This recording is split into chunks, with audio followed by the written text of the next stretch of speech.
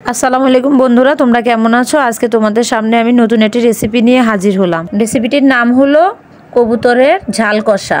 এই রেসিপিটি তৈরি করতে হলে আমার যা যা লাগবে: কবুতরের মাংস, আলু পরিমাণ মতো, আদা রসুন বাটা, জিরা বাটা, গরম মশলা, তেজপাতা, পেঁয়াজ, কাঁচামরিচ, টমেটো।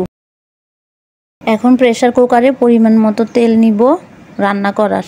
কবুতরের মাংসগুলো যেহেতু বড় কবুতরের মাংস, কোনো বাচ্চা কবুতর না, সেই জন্য আমি প্রেসার কুকার ইউজ করলাম। এখন গরম তেলের মধ্যে পেঁয়াজ, কাঁচামরিচ, টমেটো দিলাম।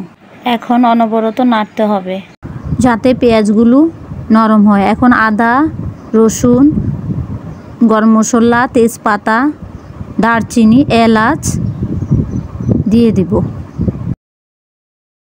এখন অনবরত নাড়তে থাকবো যাতে মশলা নিচে লেগে না যায়। পরিমাণ মতো লবণ দিব। আমি যেভাবে রান্না করি ঠিক ওভাবে ফলো করলে আপনার রান্নাও সুন্দর হবে। এখন মশলাগুলো ভালোভাবে ভেজে নিতে হবে। ভেজে নেওয়ার পরে হলুদ গুঁড়া, মরিচ গুঁড়া সবার লাস্টে দিব।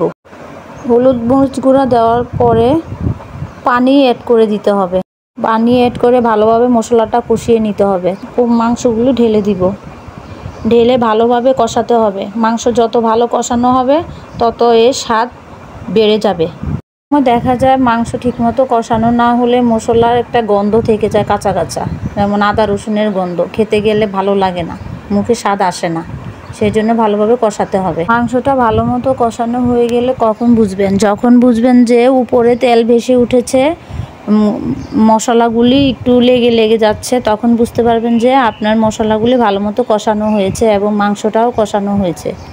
এখন পরিমাণ মতো পানি অ্যাড করে আমি প্রেসার কুকারে ঢাকনা দিয়ে দিব এবং 3 সিটি পর্যন্ত অপেক্ষা করব।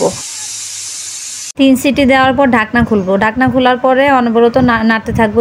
দেখা গেল যে মাংসের উপরে তেল উঠে গেছে, তখন আমি আলু অ্যাড করব। অ্যাড করে একটু কষাতে হবে। আলু ভালোভাবে কষালে আলুর স্বাদটাও বেড়ে যায়। এখন কষানোর পরে আমি পানি অ্যাড করে দিব। একটু ভালোভাবে নাড়তে হবে যাতে মশলাগুলো আলুর সাথে ভালোভাবে মিশে যায়। এখন পানি অ্যাড করব। গরম পানি অ্যাড করলে সবচেয়ে ভালো হয়। ঠান্ডা পানিতে মশলাটা তেমন স্বাদ লাগে না, মাংস স্বাদ আসে না। এই জন্য গরম পানি ইউজ করলাম। গরম পানি দিয়ে ভালোভাবে নেড়ে প্রেসার কুকারে 2 সিটি পর্যন্ত অপেক্ষা করব। 2 সিটিতে আলু সেদ্ধ হয়ে যাবে এবং তরকারিটাও পুরোপুরি রান্না হয়ে যাবে।